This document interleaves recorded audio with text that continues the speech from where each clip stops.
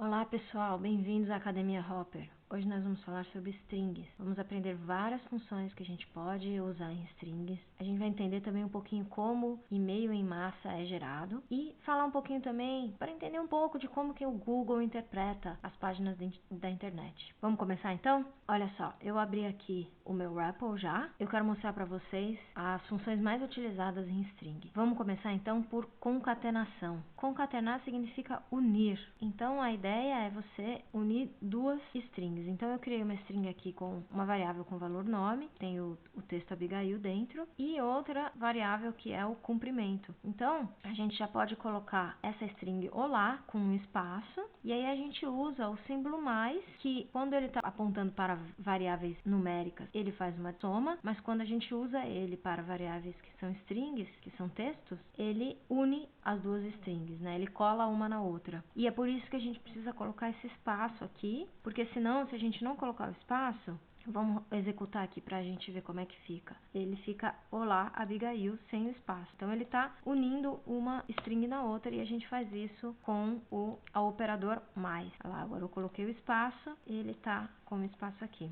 Outra função que eu queria apresentar para vocês é a função que transforma todas as letras de um texto em maiúsculas. Então a gente criou aqui uma variável com todas as letras maiúsculas. Aí a gente chama essa função, tá vendo? A gente chama ela na variável que é a string. Então a gente coloca aqui minúsculas.upper, significa uppercase, né? Que é maiúsculas em inglês. E aí elas ficam maiúsculas. Maiúsculas, estava certo o código aqui. Então, se a gente executar, todo o texto minúsculas passou a ser maiúsculas. Uma coisa interessante também é que a gente não precisaria fazer isso. A gente pode simplesmente fazer assim, ó. Maiúsculas, recebe minúsculas. A gente pode chamar essa função na string direto, não precisa ser na variável. Então, o resultado vai ser exatamente o mesmo. Todas as letras de minúsculas escritas em maiúscula.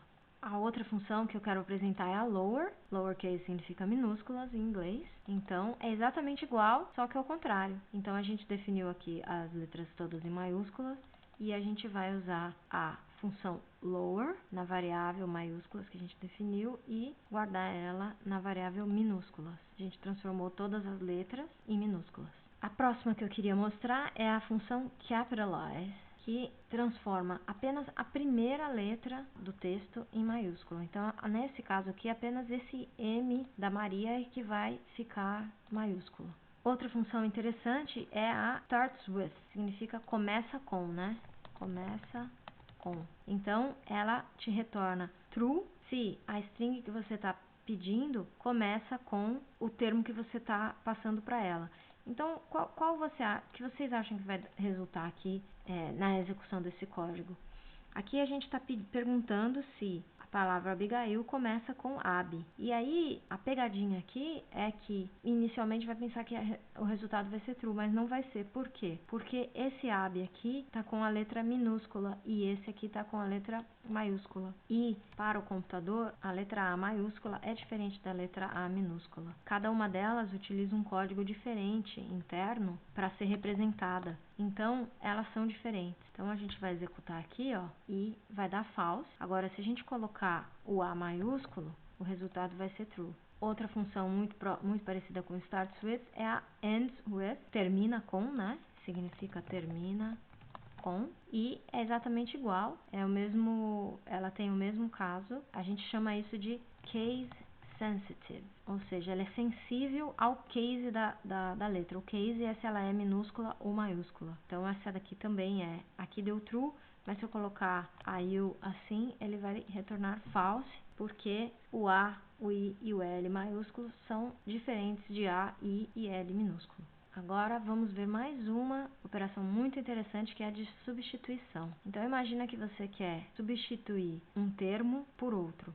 Então, o que a gente pode fazer aqui é criar uma variável nome, aí a gente usa um comprimento e a gente coloca esse placeholder aqui. Então, a gente faz um replace, que é o nome da função que significa substituir. Então, a gente quer substituir toda a ocorrência da palavra, dessa string nome, pela variável nome que a gente está passando. Então, vamos ver como é que fica o resultado. Ele vai imprimir Olá, Abigail. Agora, imagina que legal seria se, ao invés do nome aqui, a gente pedisse para o usuário digitar o nome dele. Então, coloque assim, digite seu nome. E aí, o que a gente vai fazer? A gente vai imprimir o nome que o usuário digitar na tela. Olá. Legal? Então, essa função, esse termo aqui que eu estou usando, ele não precisa ser entre aspas, tá? A gente poderia até colocar a palavra nome aqui, ó. Então, a gente coloca comprimento, olá, nome, e a gente manda ele fazer uma substituição do nome pela variável nome que eu estou passando. Deixa eu colocar aqui, Abigail. Vai dar o mesmo resultado. Por que eu gosto de utilizar chaves ou de repente colocar entre o hashtag ou talvez alguma coisa assim, né?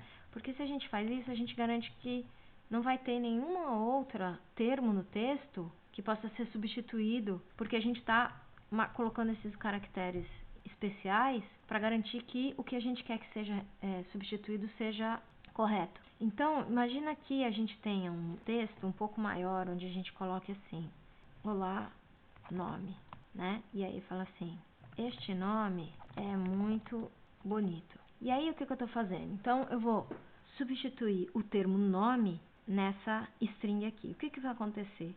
Tá vendo que existem dois termos nomes. Então, quando a gente chama o replace, ele na verdade vai substituir todas as ocorrências do termo que você está passando pelo valor da variável que você está informando. Então, aqui o resultado final é esse, ó. Olá, Abigail. Este Abigail é muito bonito. Então, como é que eu faço para não ter esse tipo de problema, para garantir que eu nunca vou ter esse tipo de problema? Ao invés de eu colocar uma string simples, que é algum termo que possa ser encontrado na língua portuguesa ou na língua inglesa, eu coloco esses caracteres especiais e aí eu garanto que o que eu estou substituindo realmente é o que me interessa. Deixa eu colocar aqui, ó. Então, se a gente falar que agora a gente só vai substituir o termo nome com as duas chaves, então agora ficou certa a frase, né? Porque agora eu coloquei olá, Abigail, este nome é muito bonito. Então eu não substituí esse mais. Legal? Então, o que é legal que dá para fazer com essa função? Uma das coisas seria pensar num software de e-mail em massa, né? Onde você tem o que a gente chama de template de e-mail, que é mandado para vários usuários, né? Então, imagina a Amazon, toda vez que você compra um produto, ele te manda um e-mail com todas as informações do produto, né? E então, se a gente criar uma template aqui com o texto que a gente quer enviar do e-mail, imagina aqui, né? Então, um texto. Olá, e aí eu coloquei nome, né? Agradecemos sua compra. O produto, aí, nome produto, outro placeholder, né? A gente chama isso de placeholder, ou seja, um lugar onde você vai substituir o seu texto na frente. O produto tal já está a caminho. Você poderá acompanhar a entrega pelo site dos Correios com o localizador tal. Não esqueça de deixar sua opinião sobre o nome do produto. Então, o que é legal? A gente criar essa template e toda vez que a gente for mandar um e-mail para um usuário diferente, a gente só troca esses pedaços da nossa string e aí, para a pessoa que está recebendo, ela vai pensar que ela vai ter a sensação de que é um e-mail personalizado para ela. Uma coisa muito importante a gente identificar aqui é que aqui, ao invés de eu colocar uma aspas duplas, eu coloquei 3. Por quê? Porque esse texto ele está em mais de uma linha. Tá vendo que eu tenho uma quebra de linha aqui? Então, o que é importante aqui é que a gente não consegue definir uma string em mais de uma linha, né? Tá vendo que ele não entende. Depois que eu quebrei a linha aqui, ele não entende mais que esse texto que está aqui embaixo faz parte dessa string. E é por isso que a gente precisa utilizar 3 aspas simples. É a maneira do Python, da gente indicar para o Python que a string que a gente está definindo, a variável, tem mais de uma linha, tá? Então, a gente colocou 3 linhas aqui. Legal. E agora a gente vai definir algumas variáveis, né, que vão ser utilizadas para gerar esse e-mail. Então, a gente pode criar um nome, aí a gente coloca por exemplo, Juliana. O produto, a gente vai colocar, por exemplo, garrafa térmica. E o localizador, que vai ser um código qualquer, o X567, tá? Então, como que a gente faz agora? A gente vai gerar, eu quero gerar a variável final, que é o resultado do e-mail que eu vou mandar. Então, eu vou criar uma variável e-mail e ela vai receber o quê? Primeiramente, ela vai receber a template de e-mail, que é a variável que tem todo esse texto que eu defini, aí a gente vai chamar a função replace, né? Pedindo para substituir o que ele encontrar com nome, eu quero que ele substitua pelo nome que eu estou passando, que vai ser Juliana, tá? E aí, o que é interessante? Todas essas funções que eu mostrei para vocês, elas retornam uma nova string com o resultado. Então, é por isso que a gente precisa criar uma outra variável que recebe o resultado da função template. Porque, ó, eu vou colocar aqui, ó. Aliás, eu vou voltar um pouquinho no exemplo que a gente tinha dado. Então, a gente tem aqui minúsculas, maiúsculas, né? Então, se eu fizer o print da variável original, deixa eu colocar aqui, ó, original, tá? Original, que fica mais fácil de entender. Original. E a nova maiúsculas que a gente criou, o que acontece? Então, eu defini uma variável chamada original com o termo minúsculas. Aí eu chamei a função upper na variável original. O resultado dessa função upper foi guardado na variável maiúsculas. Então, o que acontece? Primeiro eu estou imprimindo a variável original. Veja que ela se manteve, ela não foi alterada. O que foi alterado foi o quê? A nova variável que eu defini recebeu o resultado da função upper, tá certo? Então, essas funções que a gente chama nas strings, elas não alteram a string original. Se a gente quisesse que o resultado ficasse na variável original, a gente teria que fazer isso daqui, ó. Original recebe original upper.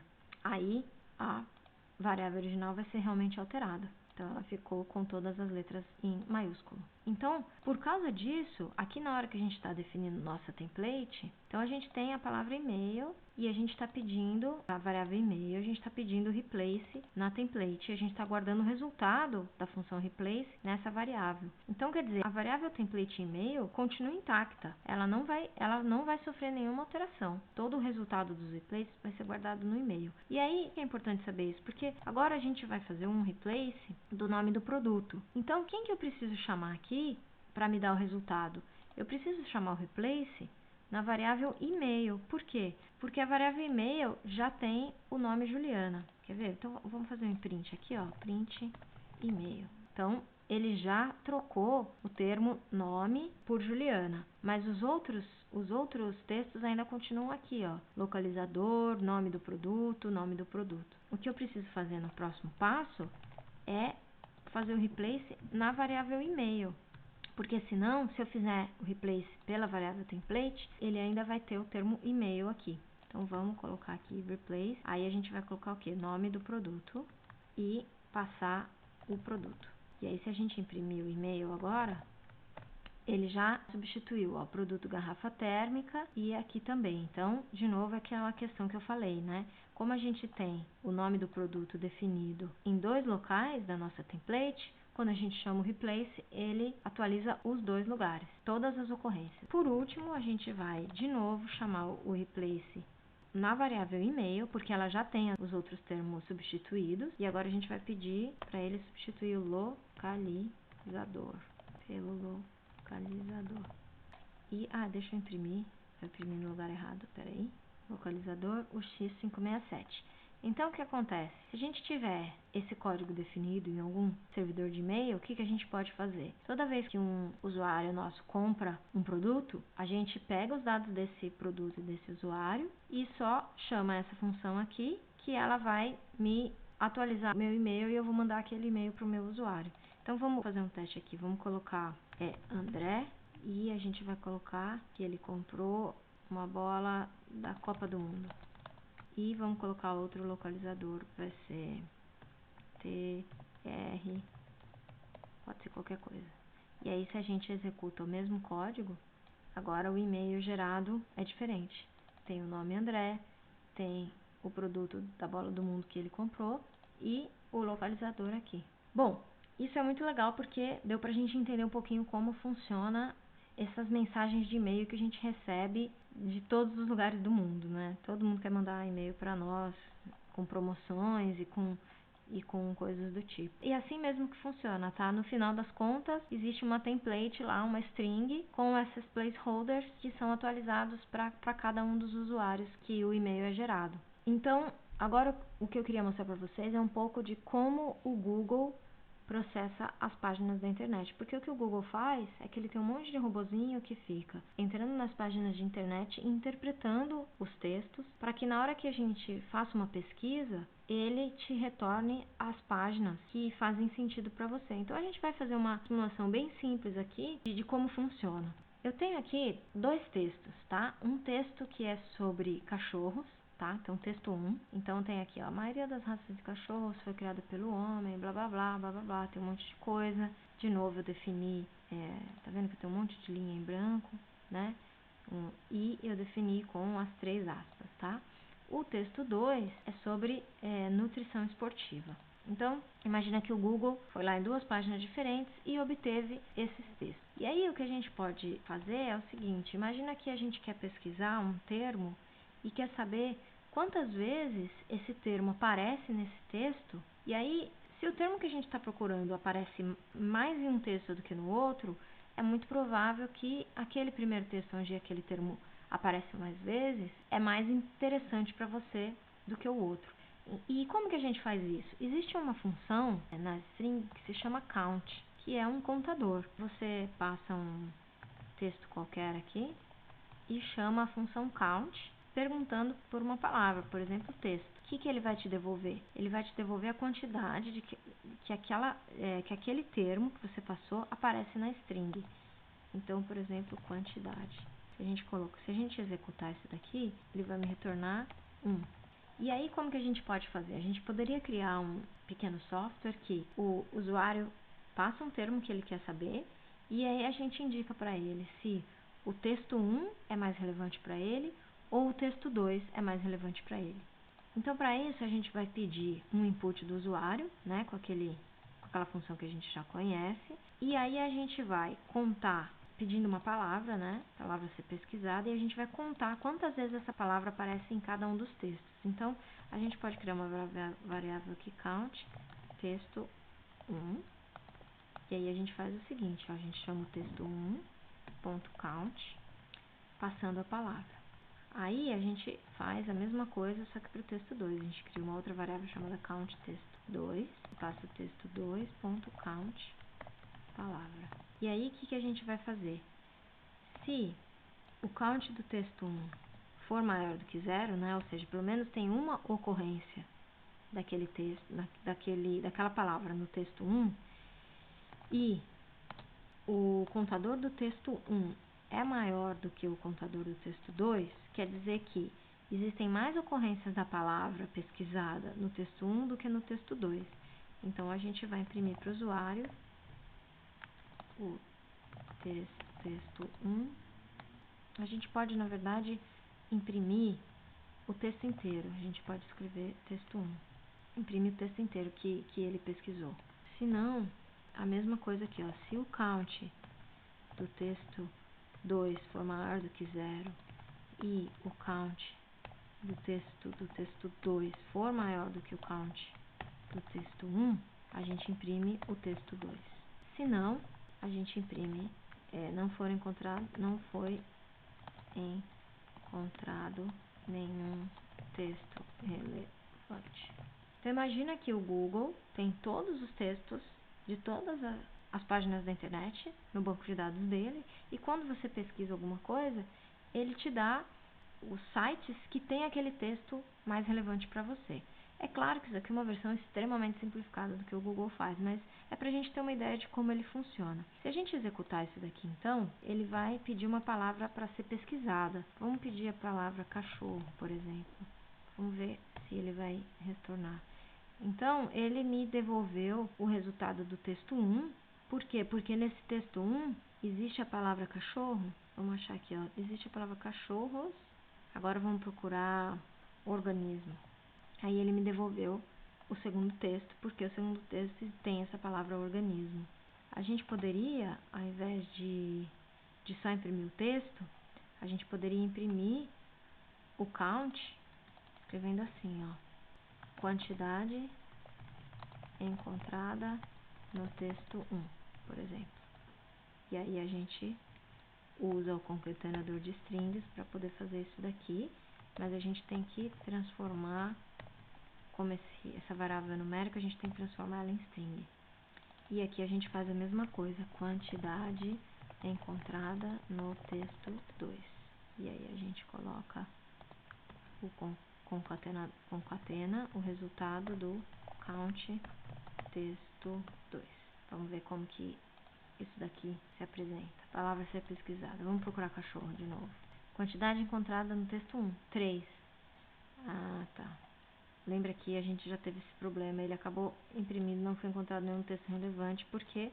Porque a gente tem que fazer um else if aqui. Esse aqui a gente já aprendeu no outro vídeo, lembram? Então, agora ele vai imprimir só o que me interessa. Cachorros. Vamos colocar com S agora. Encontrou 3 quantidades.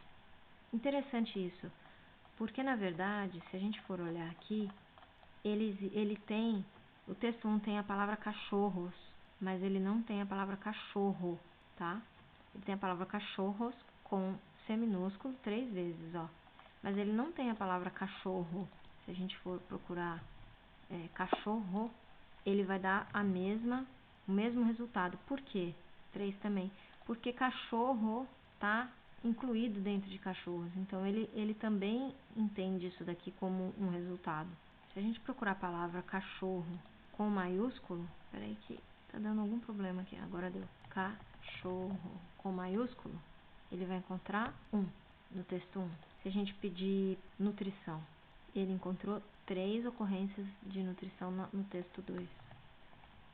Tô fazendo uma pesquisa aqui, ó, nutrição. Ó, tem uma palavra, tem uma aqui, tem outra aqui, 3. Bom, é isso então, pessoal. Queria só mostrar para vocês um pouquinho de como funciona, de todas as coisas que a gente pode fazer com strings. Esse é só um primeiro contato para vocês saberem o que dá para fazer. E eu acho que é legal mostrar aí funcionalidades do nosso dia a dia, que a gente usa todos os dias e a gente não sabe como eles estão funcionando por trás, né? O e-mail em massa e a forma como o Google interpreta, né? O Google, ele interpreta, é isso que ele faz, ele interpreta strings e sabe entender o que tem ali dentro e para poder dar os resultados relevantes para nós. Se você ainda não assinou o canal, assina, porque eu vou estar sempre publicando novos conteúdos para ensinar vocês a arte da programação. Até a próxima!